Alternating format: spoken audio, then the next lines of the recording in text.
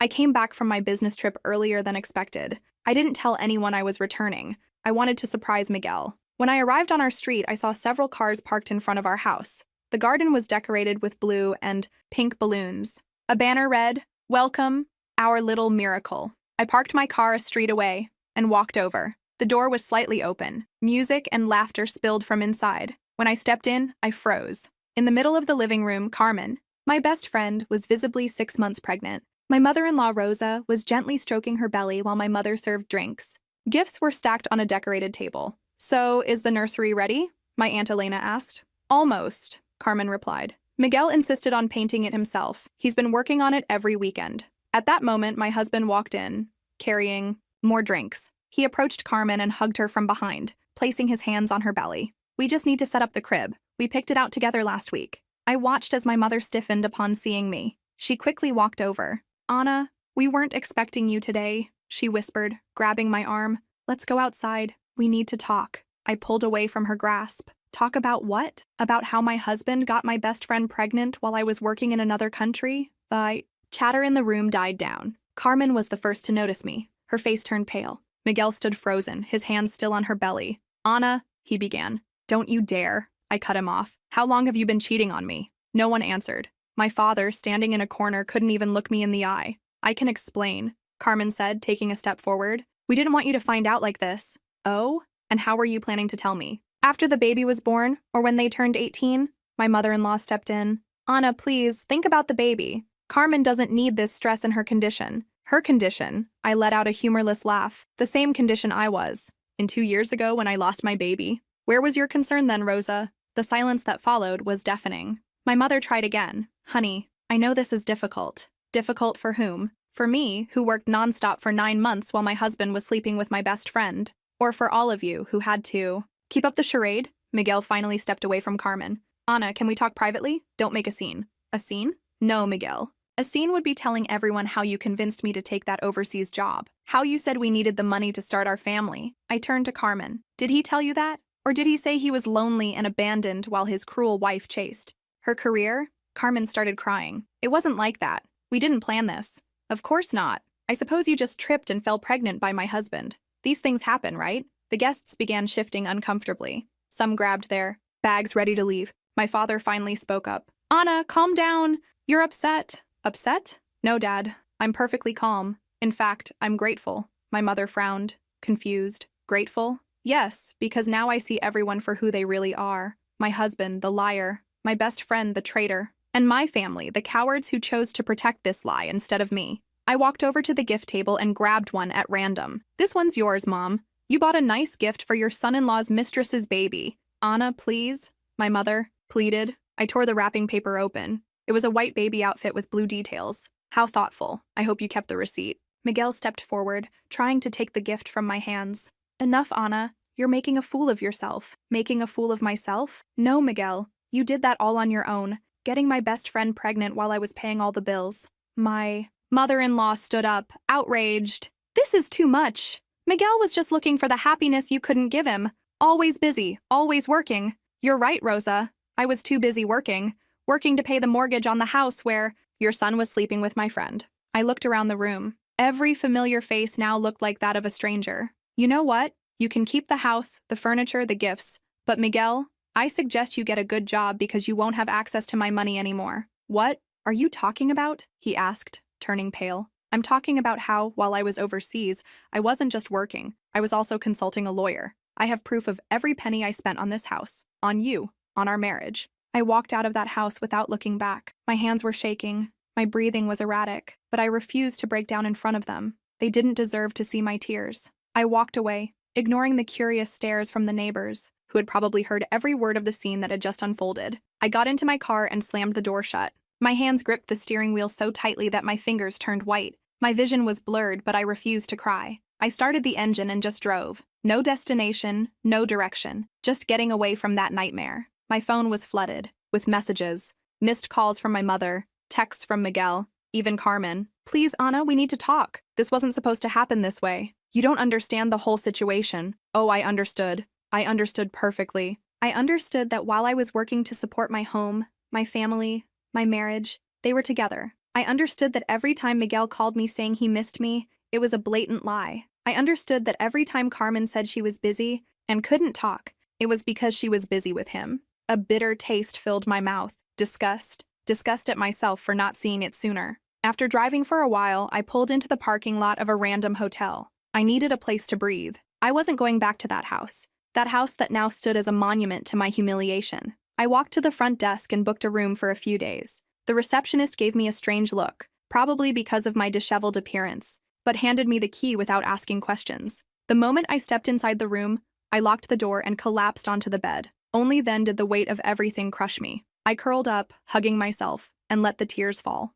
Tears of rage, of disgust, of a deep suffocating pain that squeezed my chest. But I couldn't stay like this forever. I had to do something. The next morning, I went straight to my lawyer's office. He already knew about my situation and had all the necessary documents ready to ensure that I got out of this mess with as little damage as possible. I want to start the process today, I said firmly. Divorce, property division, everything. And I want it to be clear that Miguel won't see a single cent of my money. He nodded. You have more than enough evidence to contest any claim he might make. The house is in your name. All the expenses were covered by you. He has no rights to anything. I took a deep breath. Good. Then let him find out the hard way. I walked out of the office feeling an odd sense of relief. For the first time in a long time, I felt like I was in control of my own life. My phone buzzed. Miguel. I ignored it. Minutes later, a message popped up. We need to talk. Please, Ana. I only responded with, talk to my lawyer. Days passed, and the calls and messages didn't stop. Until one afternoon, while I was having coffee at a cafe near the hotel, someone approached my table.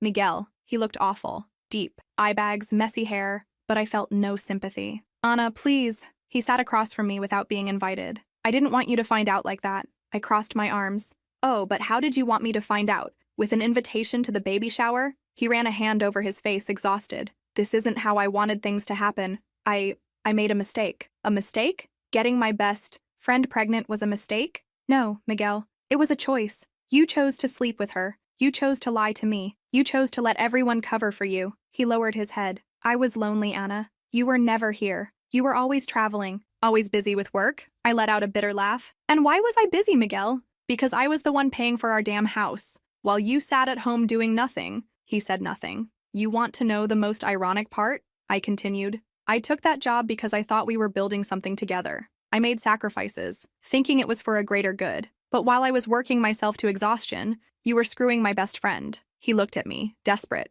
I know I messed up, Ana, but can't we fix this another way? I leaned forward, staring directly into his eyes. We are fixing it. My lawyer has already filed for divorce. You won't get a cent from me. And as for that child, I hope you're a good father because I want you out of my life. Ana, please. It's over, Miguel. I stood up and walked away without looking back. It didn't take long for the news to spread. My real friends, the ones who hadn't betrayed me, stood by my side. And my family? Oh, they tried to reach out. My mother called me multiple times, trying to justify everything. We didn't want to hurt you, sweetheart. It was complicated for all of us. You need to forgive. Forgive? No. I moved on. Over time, I rebuilt my life. I left that hotel and bought myself a new apartment. I focused on my career, my future. And Miguel? Well, he soon realized that life wasn't so easy without the comfort I had provided. A few weeks later, I received another message. Can we talk? I miss you. I laughed, deleted the message without replying, and for the first time in a long time,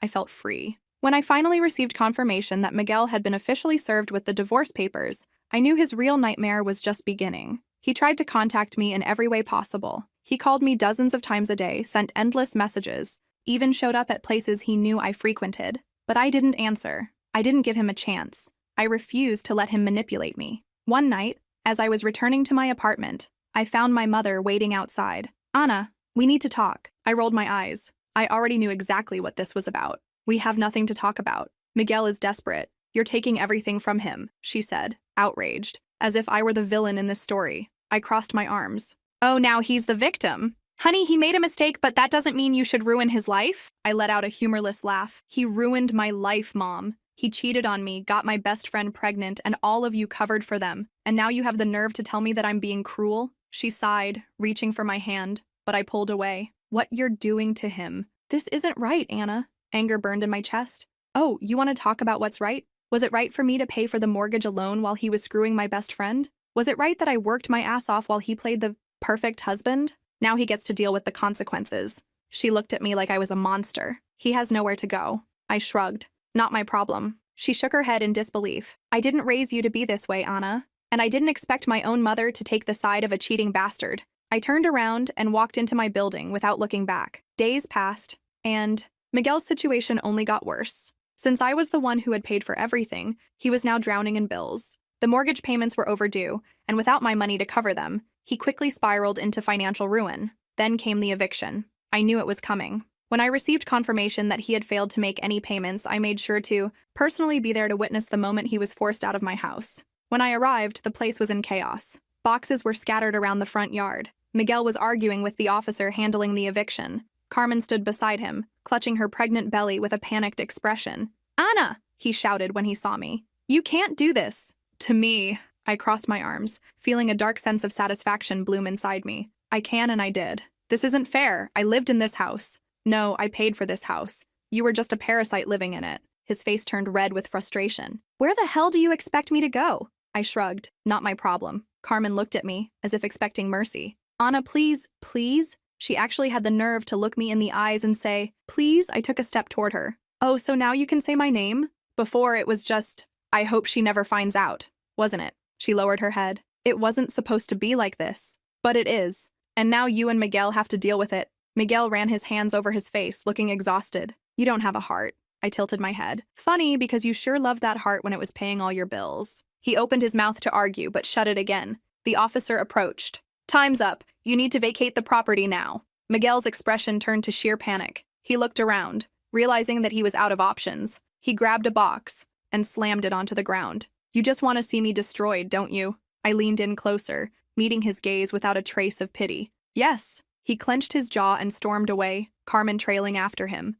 I stood there, watching, as he left, broke, homeless, and powerless. In the following days, my entire family turned against me. My aunts called me. My mother showed up at my apartment again. Even my father, who usually stayed out of things, tried to intervene. "Anna, he's sleeping on your mother-in-law's couch. Don't you think this has gone too far?" "No, Dad, I don't. Carmen is pregnant. They have nothing." "Great. Then Miguel can finally do what he should have done a long time ago. Get a job." My mother threw her hands up, exasperated. "You're obsessed with revenge. And you're obsessed with protecting a cheater." They couldn't change my mind. And Miguel? Oh, Miguel was in ruins. No home, no comfort, no access to the money he had leached off me for years.